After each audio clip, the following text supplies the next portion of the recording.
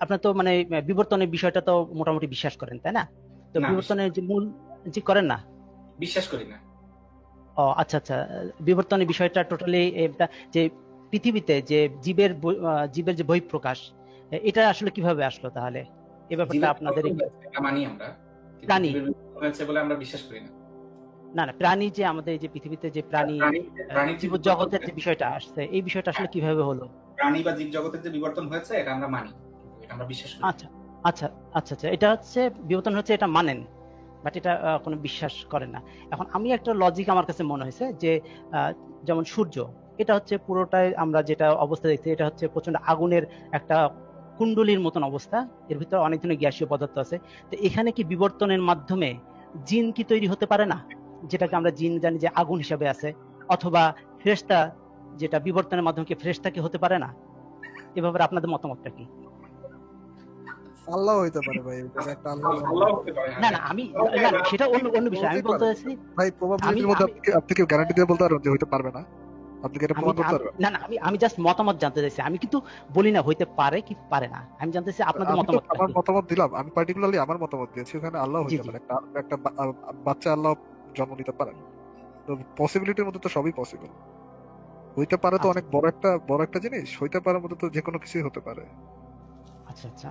বা দেখা গেল না মানে, সূর্য থেকে একটা আসিফ মহিউদ্দিন বের হয়ে গেল, হতেই পারে। হ্যাঁ দাজ্জাল হ্যাঁ, পেয়ে গেল, সূর্য থেকে একটা আসিফ মহিউদ্দিন নামের একজন ব্যক্তি, এই আচ্ছা, যে মাথায় আমি আমি এখানে একটু একটু বলি, কে জানি কে জি জি, বলছিলেন এই কথাটা? আমি হচ্ছে সানমুন থেকে বলছি। আচ্ছা, সালমান বলছি। মনিরুল ভাই, মনিরুল ভাই। আচ্ছা, ভাই, আগুন জিনিসটা কি? এটা একটা শক্তি। এটা একটা, না, আগুন কোনো শক্তি না। আচ্ছা, আগুন তাহলে কি বা বলতে চাচ্ছেন? তাপ একটা শক্তি। হ্যাঁ, তাপ তাপ একটা একটা, শক্তি। সরি সরি, হ্যাঁ, ঠিক আছে, আপনি ঠিক তাপ বলছেন। একটা শক্তি, আগুন কোনো শক্তি না। আগুন জি জিনিসটা জি। কি?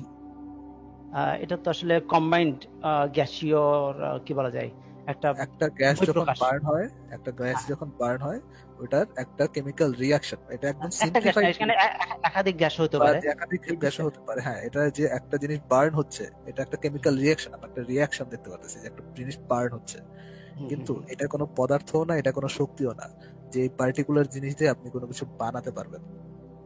বুঝতে উম, পেরেছেন? এটা এমন কোনো জিনিস না যেটা একটা পদার্থ না, বা একটা, যে একটা শক্তি না যেটা দ্বারা আপনি কোনো কিছু যা বানাবেন, একটা জিনিস হোল্ড করবেন। মাটি দিয়ে কোনো কিছু বানানো সম্ভব, তার বা কোনো যে কোনো বস্তু দিয়ে, যে কোনো শক্তি দিয়ে হয়তো বা কোনো কিছু বানানো সম্ভব, হুম কিন্তু হুম হুম। যেটা শক্তিও না, বস্তুও না, আমাদের জ্ঞানের মধ্যে এমন কিছু নাই যেটাতে আমরা কোনো কিছু বানাইছি। আর আহ, সূর্যের মধ্যে, আহ, সূর্যের মধ্যে এটা হইতে পারে কিনা, মানে আমরা তো দেখি নাই ভাই, যদি সূর্যের মধ্যে এরকম কিছু হয়, যদি আপনার দাবি অনুযায়ী যদি আমরা প্রাকৃতিক জিনিস থেকে অতি প্রাকৃতিক জিনিস পাই, আহ, হুম হুম ইয়ে অবশ্যই একটা, জিন অবশ্যই একটা অতি প্রাকৃতিক জিনিস, প্রাকৃতিক হুম। জিনিস থেকে অতি প্রাকৃতিক জিনিস পাই, তাহলে আপনার এই মেথোডোলজি অনুযায়ী, আপনার এই চিন্তাধারা অনুযায়ী, আল্লাহ একটা প্রাকৃতিক জিনিসের ফলাফল। বুঝতে পেরেছেন? আল্লাহ একটা প্রাকৃতিক জিনিসের ফলাফল, আমি একবার ঠিক করে দিই, হতে পারে প্রাকৃতিক হুম হুম। জিনিসের ফলাফল হতে পারে। আমরা যেমন বিবর্তন থেকে আমরা ধরেন, আপনি যেমন বিবর্তনের কথা বলছিলেন, যে বিবর্তন থেকে শুরু হয়েছে না, শুরু হওয়ার বিষয়টা বিবর্তন ডিল করে না, যে প্রথম প্রাণটা কিভাবে আসলো, এটা বিবর্তনের চ্যাপ্টারের অংশ না, বিবর্তনের গবেষণার অংশ না। এই চ্যাপ্টারটা পুরোপুরি ডিফারেন্ট। যেমন কোষ তত্ত্ব কিন্তু আপনার ডিল করে না প্রথম কোষটা কিভাবে আসলো, কিন্তু আমাদের শরীরে যে হাজার হাজার কোষ দিয়ে তৈরি, এটা হচ্ছে কোষতত্ত্ব, এন্ড কোষতত্ত্ব এইটা ডিল করে না যে প্রথম কোষটা কিভাবে আসলো, এটা কোষতত্ত্বের ইসের ভিতরে না, চ্যাপ্টারের ভিতরে না। সো আপনার মেথোডোলজি যদি আমরা ফলো করি, সেখানে এমন হতে পারে আপনার আল্লাহ কোনো প্রাকৃতিক কোন একটা রিয়াকশনের ফলাফল, আমরা যেমন বায়োকেমিক্যাল রিয়াকশনের ফলাফল, আপনার আল্লাহ কোন একটা প্রাকৃতিক রিয়াকশনের ফলাফলই হতে পারে, প্রকৃতি দ্বারা বাউন্ডেড কোন একটা অতি প্রাকৃতিক জীব। আচ্ছা আচ্ছা আচ্ছা, তাহলে ফেরেশতার ক্ষেত্রে কি বলবেন? ফেরেশতা তো, তারা তো আলোর তৈরি। আগুনের ভাই, ক্ষেত্রে আপনি এটা যেটা তো বললেন যে এটা এটা তো শক্তি, আগুনের এগুলো তো ক্ষেত্রে আপনি ভাই যেটা বললেন যে এগুলো তো ভাই এটা শক্তি না। মিথোলজি, যে হুম এগুলো হুম। তো ভাই, আচ্ছা, আলো কোন, হ্যাঁ, আলো অবশ্যই একটা, বোধ একটা তরঙ্গ, এবং একটা বস্তু এবং তরঙ্গ, রাইট মাতুবুল ভাই? আলো হ্যাঁ হ্যাঁ, মানে আলোর পার্টিকেল, পার্টিকেল ধর্মী বোথ হচ্ছে পার্টিকেল এন্ড ওয়েভ, এবং ওয়েভ, হ্যাঁ, দুই রকম বৈশিষ্ট্যই প্রদর্শন করে, হ্যাঁ। দুই রকম বৈশিষ্ট্য থাকতে পারে ভাই। এখন এই জিনিসগুলো তো প্রমাণ নাই, এই জিনিসগুলো আপনি মানে বানায় বানায় ইয়ে করতে পারেন, but it's up to you ultimately যে আপনি কিভাবে কি চিন্তা করে। না, আমি জাস্ট মতামত জানতে চাইছি আপনাদের। আমি আসলে নিজস্ব আমি কোনো আমি মতামত দিতে চাইনি। আমার মানে বিবর্তনের ধারার সাথে এটা আমি কিছুটা ম্যাচ মনে হলো, এই কারণে কিন্তু বিষয়টা উপস্থাপন করলাম আপনাদের সামনে, আপনাদের মতামতটা একটু জানার জন্য। সাথে ভিউয়ার যারা আছেন তারা একটু এই বিষয়টা, তাদের চিন্তাধারাও কিন্তু নতুন কিছু আসতে পারে, এই জন্য আর কি কথাটা বললাম, এছাড়া আর কিছু না। ঠিক আছে। আচ্ছা, আর একটা বিষয় নিয়ে একটু কথা বলতে চাচ্ছিলাম, করোনা ভাইরাসের বিষয়টা নিয়ে।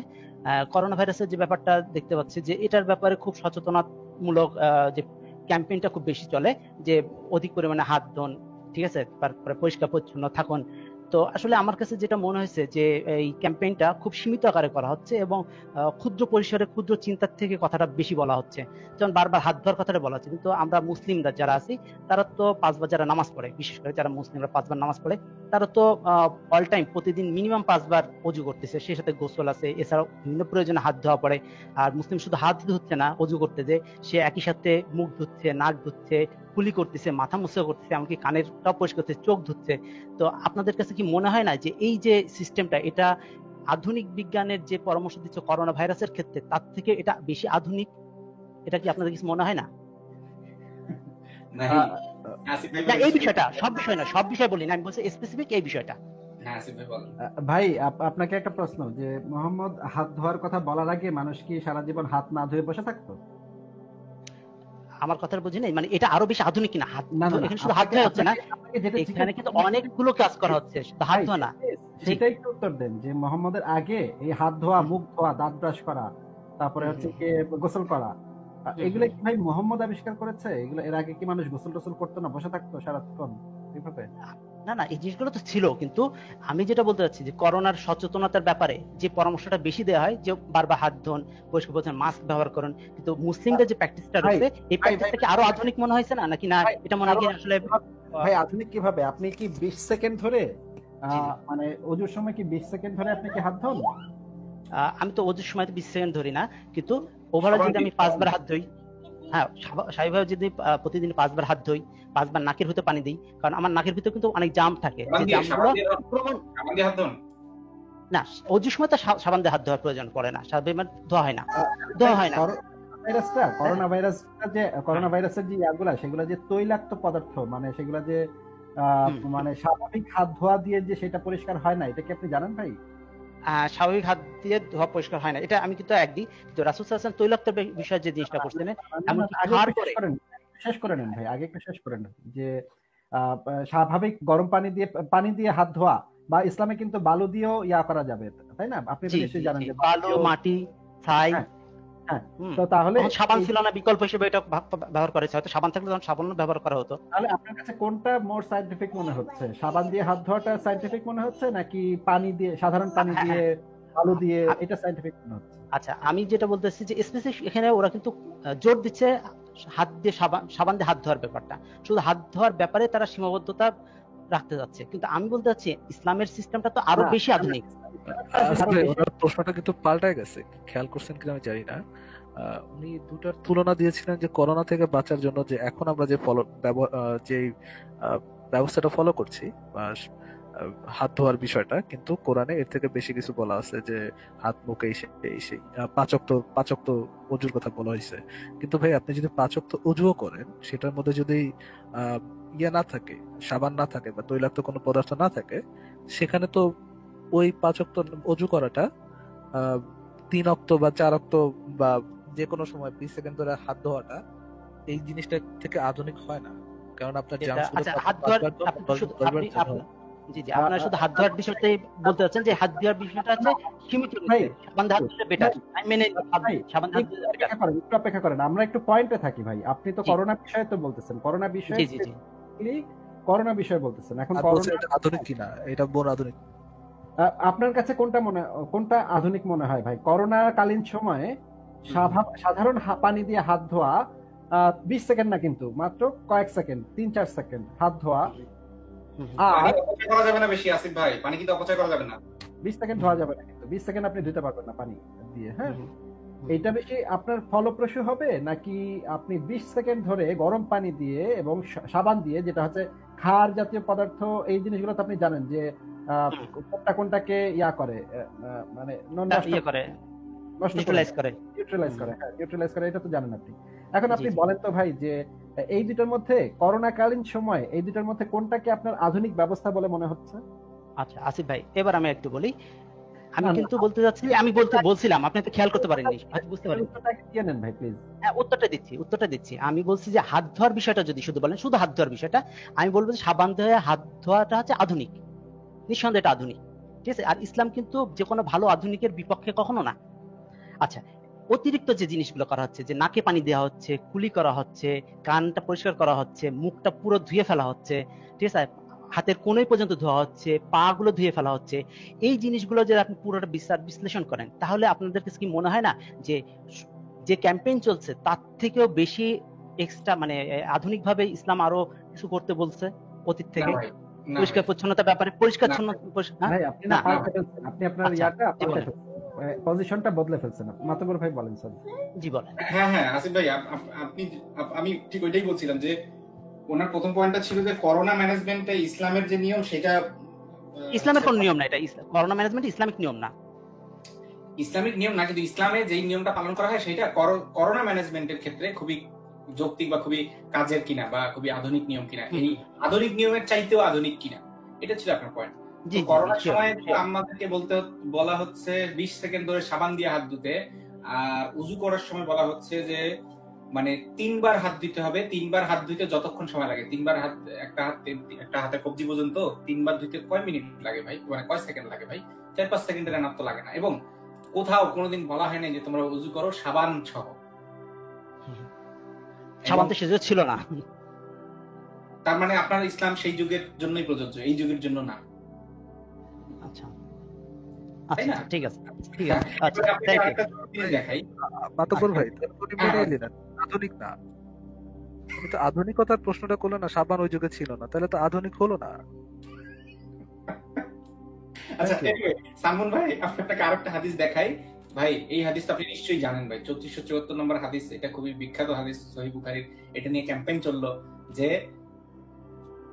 এই যে আযাব, এই মহামারী হচ্ছে একটা আযাব। এই প্লেগের কথা এখানে বলা হচ্ছে তাউন। তাউন মানে আসলে প্লেগ রোগ বা মহামারী, মানে আপনি নিশ্চয়ই জানেন সালমান ভাই, জি, যে জি, এটা জি, এটা জি। পরস্পর মানে সিনোনিম হিসেবেই ব্যবহার করা হয়েছে হাদিসগুলাতে। যদি শুধু এটাকে লিটারালি প্লেগ কেউ নেয় তাহলে ইনফ্যাক্ট মহামারী সম্পর্কে কোনো আচ্ছা। হাদিস নেই ইসলামে, তাই না? এইটাকে মহামারী আচ্ছা। সম্পর্কে না নিলে, মানে এই হাদিসটাকে যদি মহামারী সম্পর্কে না নেন, মানে যদি বলেন না না এটা তো শুধু প্লেগ সম্পর্কে বলা হয়েছে, তাহলে ইনফ্যাক্ট ইসলামে মহামারী বলতে কোনো কিছুই নেই, কারণ ইসলামের প্রত্যেকটা জায়গায় এই শব্দটাকে ইন্টারচেঞ্জেবলি ইউজ করা হয়েছে। আচ্ছা, এখন তো সেখানে বলা হচ্ছে যে এটা মুমিনদের জন্য রহমত এবং অন্যদের জন্য আযাব। ওইটাও আমরা এখন আপনার উপর চাপাচ্ছি না, আলোচনার স্বার্থে শুধু নির্দিষ্ট জায়গাটাতে যাই, যেই জায়গাটা আমাদের দরকার ওইটা নিয়ে আলোচনা করি। এটা হচ্ছে কোন ব্যক্তি যখন প্লেগে এই আক্রান্ত জায়গায়, মানে মহামারীতে আক্রান্ত জায়গায়, এবং অন্য হাদিসে আছে যে জনপদে, মহামারী আক্রান্ত জনপদে সওয়াবের আশায় ধৈর্য ধরে অবস্থান করে এবং সে তার অন্তরে বিশ্বাস থাকে যে আল্লাহ তাআলা যা লিখছে তাই হবে, তখন শহীদের সম্মর্যাদা পাবে। এই যে হাদিসটা, এটা বিভিন্ন বর্ণনায় আসছে, বিভিন্ন রিওয়ায়াতে আসছে যে অপেক্ষা করতে হবে ধৈর্যের সাথে, তাইলে এবং নিজের জনপদে অবস্থান করতে হবে। ওই এক জনপদ থেকে আরেক আরেক কি বলে, বুঝতে পারছি, হ্যাঁ, মানে আমি বুঝতে পারছি। আরেক জনপদে যেতে নিষেধ করছে। জি জি। ভাই এই নিয়ম যদি করোনার সময় মানা হইতো, সব পরে উঠে যেত না ভাই? বলেন তো কিভাবে বলি আমি। ধরেন এই করোনার সময় আপনার নিশ্চয়ই মনে আছে টোলার বাক্যে লকডাউন করা হয়েছিল শুরুর দিকে, খবরের নিউজগুলো আমাদের লাইভেই আছে, দেখানো জি হয়েছে।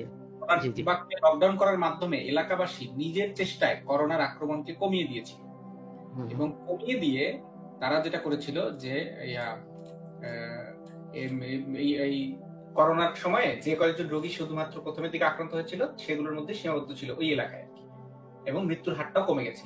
তারা যদি এই কাজটা না করে, লকডাউন মানে কি, কেউ ঘর থেকে বাইরে হইতে পারবে না, বাইরে হইলে মাস্ক টাস্ক পরে বাইরে হইতে হবে, সোশ্যাল ডিস্টেন্সিং মেনটেন করতে হবে, নানা রকম নিয়ম কানুন মেনটেন করতে হবে, তারপরে সোশ্যাল গ্যাদারিং করা যাবে না, কোনো ধরনের ওকেশন, কোনো ধরনের ইভেন্ট করা যাবে না, এগুলো মানতে হবে।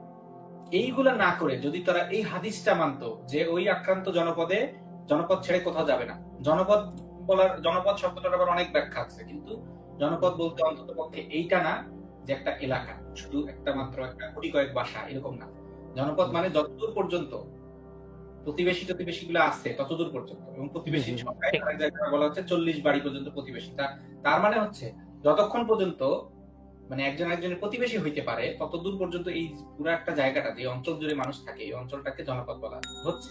যেমন আপনি বলতে পারেন যে একটা একটা একটা মানে বিচ্ছিন্ন একটা জায়গা যেটার আশপাশ দিয়ে নাই, আর কোনো আশপাশে জায়গা আছে, আর কোনো বসতি নেই। হ্যাঁ, এত বড় জায়গা, হুম, সেই ঢাকা পুরোটাই একটা জনপদ।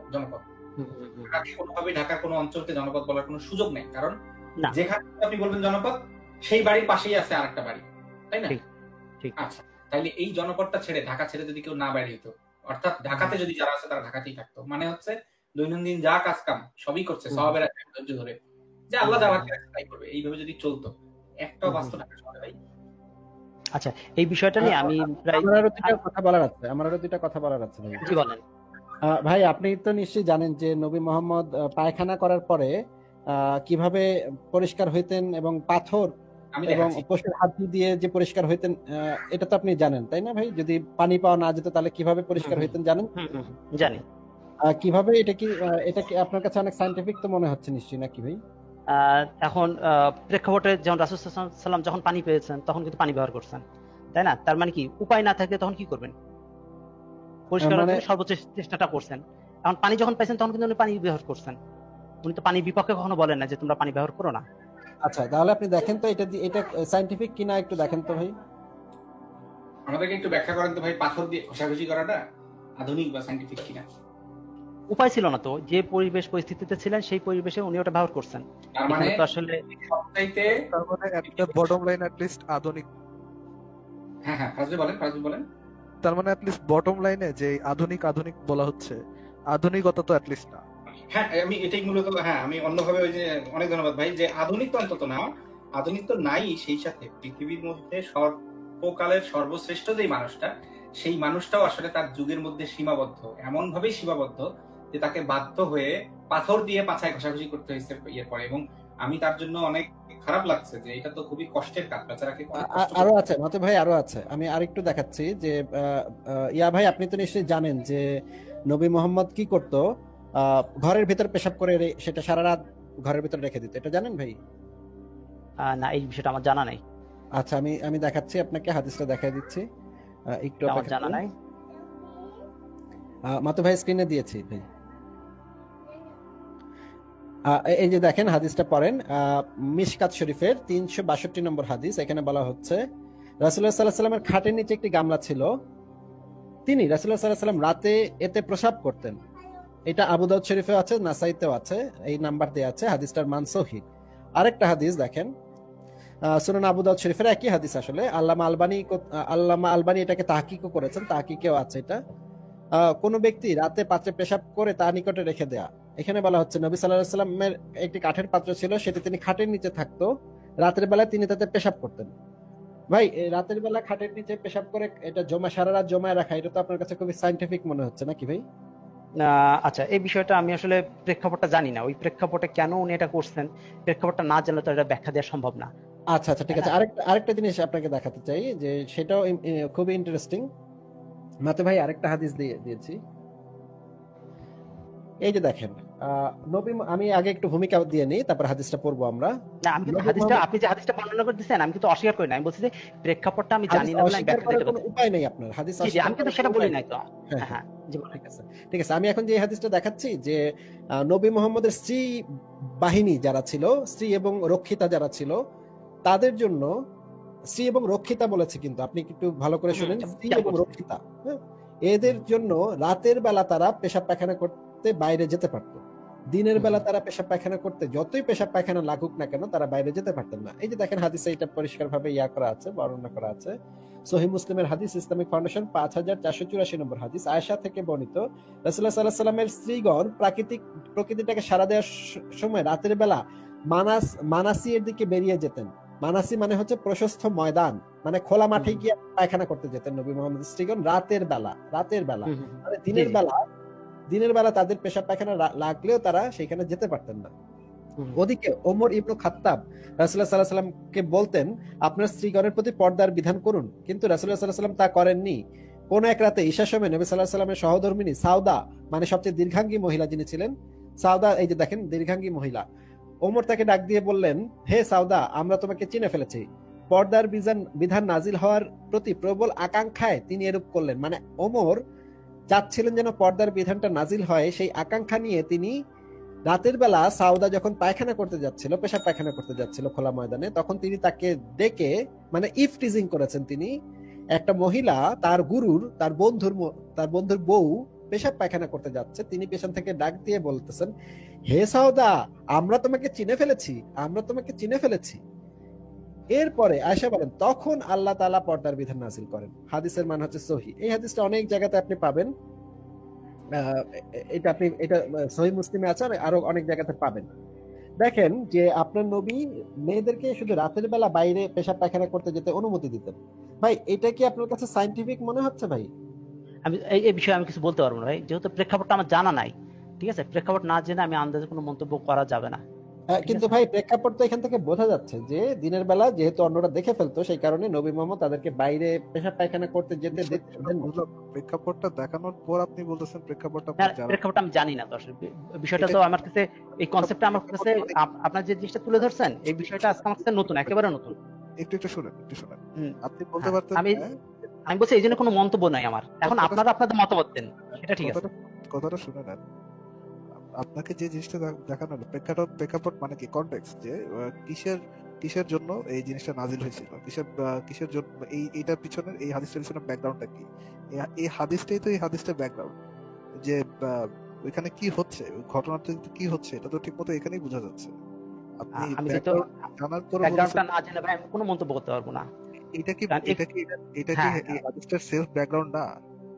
আমি একটু বলি, একটু আগে আসিফ ভাই যে করোনার যে দিচ্ছিলেন, যে কোনো গোত্রের লোকজন কোন এলাকায় যদি মহামারী দেখা দেয়, সে এলাকার লোকজন অন্য এলাকায় প্রবেশ করবে না, অন্য এলাকার লোকজন আরেক এলাকায় প্রবেশ করবে না। আমি এই বিষয়টা নিয়ে 6 জন আলেমের সাথে আমি কথা বলছি, এবং 6 জন আলেমের সাথে কথা বলার পরেও আমি ফাইনাল কোনো সিদ্ধান্তে আসতে পারিনি।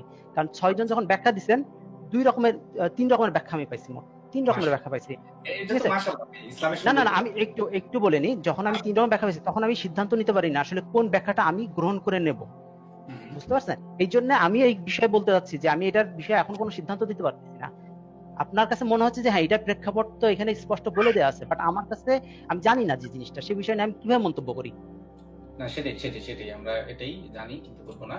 এনিওয়ে, মানে এটাই ইসলামের সৌন্দর্য ভাই। আপনি তবে এই আমলের মুমিনদের ব্যাখ্যা না নিয়ে ভালো হয় আপনি তার চেয়ে তাফসীরের বই কিনে আনেন, তারপরে হচ্ছে এই যে সাহাবীদের, তাবেঈদের তাদের বইগুলা পড়েন, তারা কি ব্যাখ্যা দিয়েছে, তারা কোন অর্থে নিয়েছে হাদিসগুলো, সেইগুলো একটু তাহলে আপনি পড়েন। হ্যাঁ, থ্যাংক ইউ। আচ্ছা, একটা প্রশ্ন সানমুন ভাই, আপনাকে আমি জিজ্ঞেস করছি না ইসলামের ব্যাখ্যাটা আপনি দেন, এটা আপনাকে জিজ্ঞেস করছি না। ধরেন ফারাজ আর্নব ভাই এই কাজটা করেন যে তার বউদের, তার অনেকগুলো বউ এবং রক্ষিতা আছে, তাদেরকে তিনি রাত মানে দিনের বেলা বাথরুমে যেতে দেন না, শুধুমাত্র রাত্রেবেলা যখন অন্ধকার হয়ে যায় সবকিছু তখন বাথরুমে যেতে দেন। সারাদিন তার বউ এবং রক্ষিতারা পেশাব আটকায় বসে থাকে, হ্যাঁ, যে কখন রাত হবে, কখন আমাদের পায়খানা লাগছে, কিন্তু রাত হওয়ার আগে তো আমরা যেতে পারবো না, রাত হইলে যেতে পারবো। তারা সারাদিন বৈশাখ পেশাব পায়খানা সব আটকায় বসে থাকে, রাত্রেবেলা তারা ঘটি নিয়ে পায়খানায় যায়, খোলা ময়দানে যায় পায়খানা করতে। ভাই আপনার কাছে ইসলামের বাদ দেন, ইসলাম বাদ দিয়ে আপনি বলেন ফারাজ আর্নব ভাইয়ের ব্যাপারে বলেন তো ভাই, এটা কেমন, মানে ফারাজ আর্নব ভাইকে আপনি কি মনে করবেন তখন? আচ্ছা, এখন দুইটা কাহিনী তো একই কাহিনী বলে দিলেন, তাই না? কাহিনী দুটো এক করে দিলেন। এখন ফারাজ ভাইয়ের কাছে আমি শুনতে যাবো যে কেন উনি এই কন্ডিশন দিলেন। মানে আপনি এরপরে আবার ফারাজ ভাইয়ের কাছ থেকে শুনতে যাবেন যে ভাই মানে উনি কেন এই কন্ডিশন দিলেন, এই কন্ডিশন কেন দিবেন উনি? মানে কাহিনী কি? কন্ডিশনটা হচ্ছে ফারাজ ভাই অনেক গণ্যমান্য ব্যক্তি, তার স্ত্রীদেরকে দিনের বেলা বাইরে যাওয়াটা এইভাবে শোভা পায় না। আচ্ছা, তাহলে বিকল্প ব্যবস্থা করবেন উনি। বিকল্প ব্যবস্থা কেন করবে ভাই? এটা তো করতেছে, তো এটা আপনার কাছে কেমন মনে হচ্ছে এই কাজটা? সেটা তো জিজ্ঞেস করেন আপনাকে জিজ্ঞেস করা হয়েছে যে এই ব্যবস্থা যদি আমি করে থাকি তাহলে আমার সম্পর্কে মানে এই জিনিসটা তো আসলে আমি যদি ওইটা হাদিসের ক্ষেত্রে আমি ব্যাকগ্রাউন্ড জানি না বলে কোনো ব্যাখ্যা দিতে পারলাম না, বাট ফারাজ ভাই যদি এই কাজটা করেন, ঠিক আছে, বর্তমান প্রেক্ষাপটে স্বাভাবিক যে পর্যায়ে আছে এই পর্যায়ে যদি করে থাকেন তাহলে অযৌক্তিক। ভাই হাদিসটাতে কিন্তু এটা পরিষ্কার যে ওমর বিষয়টা পছন্দ করতেন না, যে নবীর স্ত্রীরা রাত্রেবেলাতেও যে যাইতো সেটাও পছন্দ করতেন না। আমি বলতে চাচ্ছি তো আমি ব্যাকগ্রাউন্ডটা জানি। রাত্রেবেলা পায়খানা করতে বাইরে যে এটাও মানে মাইনে নিতেছে না হযরত ওমর, এটাতেও তার আপত্তি আছে। মানে দিনের বেলা তো যাইতে পারবে না, তো পারবেই না, রাতের বেলাও যেতে পারবে না। আসিফ ভাই আরেকটা সমস্যা আছে এখানে। সালমান ভাই কিন্তু একটা কথা বলেছেন যে এই যুগে যদি ফারাজ ভাই এই কাজটা করে তাহলে বলবো অযৌক্তিক কাজ। তার মানে ওই যুগে করলে তাহলে ফারাজ ভাই ঠিক আছে।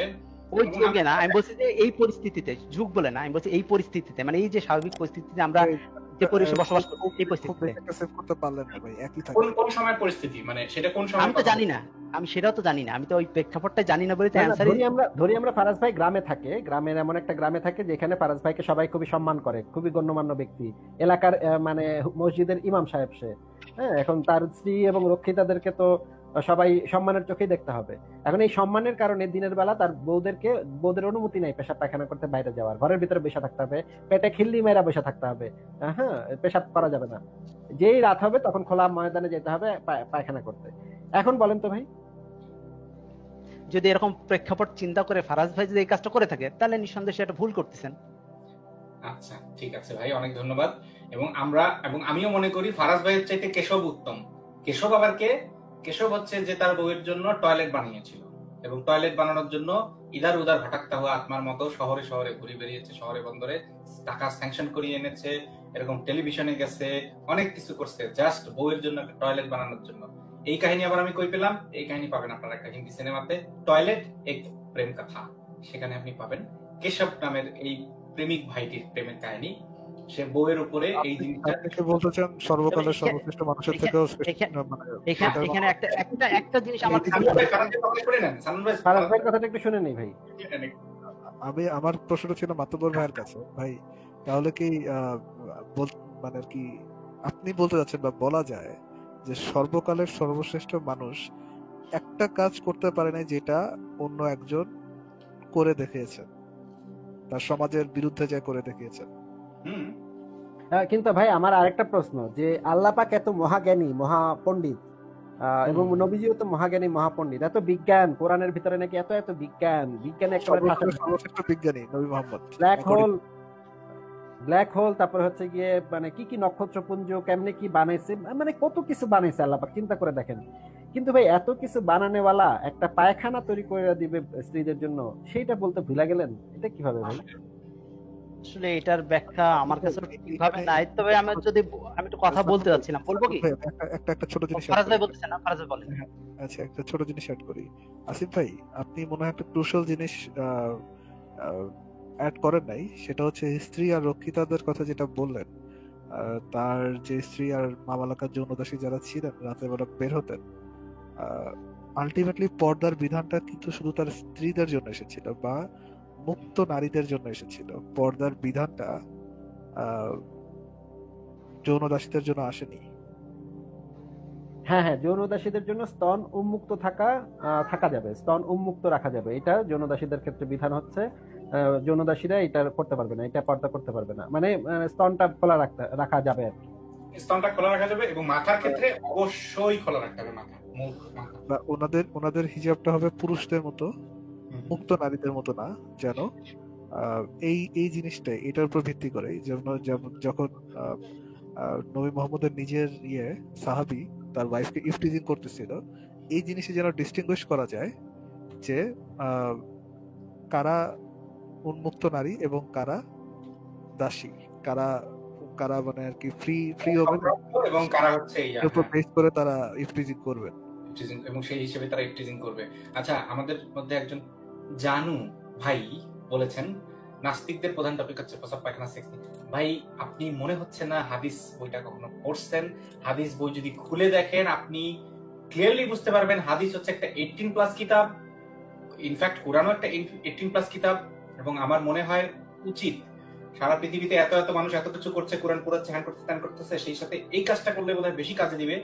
কোরআন এবং হাদিসের যে গ্রন্থগুলো আছে, তারপরে ধরেন মনুসংহিতা, তারপরে ধরেন বাইবেল, এই ধরনের যে কিতাবগুলো আছে, এইগুলাকে 18+ কিতাব হিসেবে ঘোষণা দেওয়ার আমার মনে হয় ইটস হাই টাইম।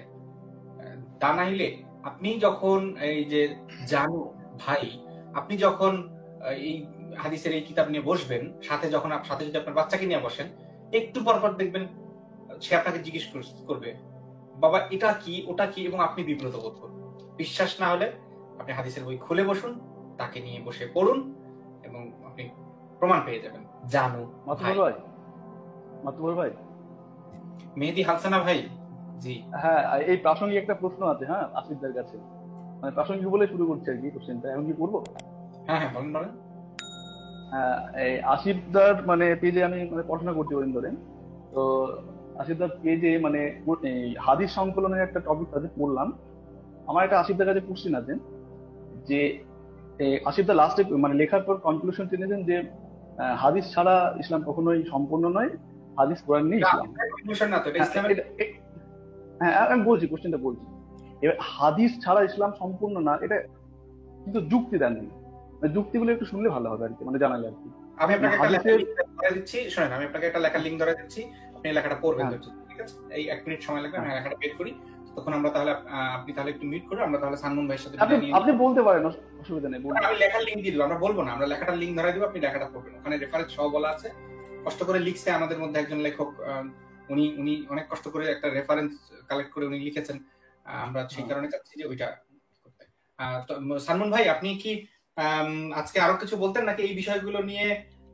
তেমন কিছু আর বলার কিছু নাই ভাই আজকে, ঠিক আছে। লাস্টে একটা কোশ্চেন বিষয় একটা আলোচনা করতে চাচ্ছিলাম।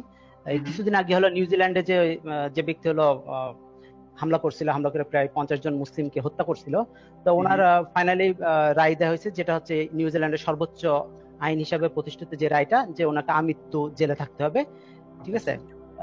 তো এই বিষয়টা আমার কাছে মানে লজিক্যাল মনে হয় নাই, কারণ হচ্ছে যে একজন মানুষ 50 জনের হত্যা করলো, ঠিক আছে, তার জন্য শাস্তিটা হলো সে আমৃত্যু জেলে থাকবে।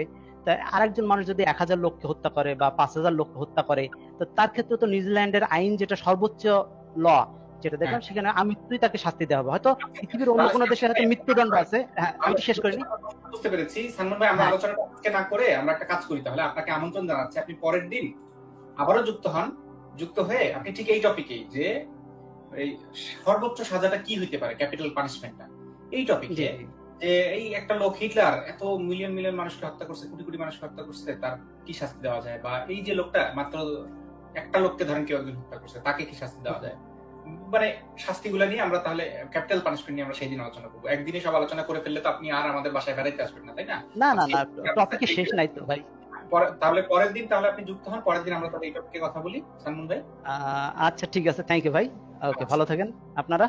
ওকে ওকে, আপনিও ভালো থাকেন, শুভরাত্রি। আচ্ছা ঠিক আছে ভাই, আমাদের অনেক কষ্ট করেছে, এক আইডি গেছে আর এক আইডি নিয়ে চলে আসছে, খুব ভালো লাগলো। আচ্ছা, এই যে হাদিস না মেনে শুধু কোরআন কোরআন মেনে মুসলিম, এই যে ভাই সংশোধন ইনফোতে গেলেই আপনি এই ইয়াটা পাবেন, আমি লিংকটা হচ্ছে তারপরে আমি এখানে পিন কমেন্টে দিয়ে দিচ্ছি, এই লেখাটা আপনি পড়বেন, এবং এখানে কোনো বক্তব্য নাই, কোনো ইয়া নাই, কিচ্ছু নাই, এখানে হচ্ছে সব কোরআন হাদিসের দলিল দেওয়া, এগুলা পড়বেন, মিলাই মিলাই দেখবেন, হাদিস ছাড়া শুধু কোরআন মেনে বা অন্য কিছু মেনে মুসলিম হওয়া যায় না, সেটাকে এস্টাবলিশ করা হয়েছে হাদিস থেকে নাকি? না, কোরআনের আয়াত থেকে, কোরআনের আয়াত থেকেও, হাদিস থেকে না। না, ঠিক আছে ভাই, ইসলাম তো মূলত লজিক দিয়ে চলে না, আইন দ্বারা, মানে হুকুম দ্বারা। ধরেন দুইটা সাংঘর্ষিক হুকুম আছে, আপনাকে হুকুম নিতে হবে, পরে যে হুকুমটা আসছে দ্যাটস ইট, আপনি ওটার মধ্যে তো লজিক খাটাইতে পারবেন না। এক্স্যাক্টলি। তো এখানে খুব খুব মানে হাদিসের পক্ষে হাদিসের বক্তব্য তো তুলে ধরবো না, মানে আমরা তো নিশ্চয়ই মুমিন ভাইরা না, আমরা মানে এতটুকু তো অন্তত আমাদের প্রতি থাকা উচিত যে আমরা নিশ্চয়ই মুমিন ভাইদের মতো যেখানকার প্রমাণ সেখান থেকে দেখাবো না।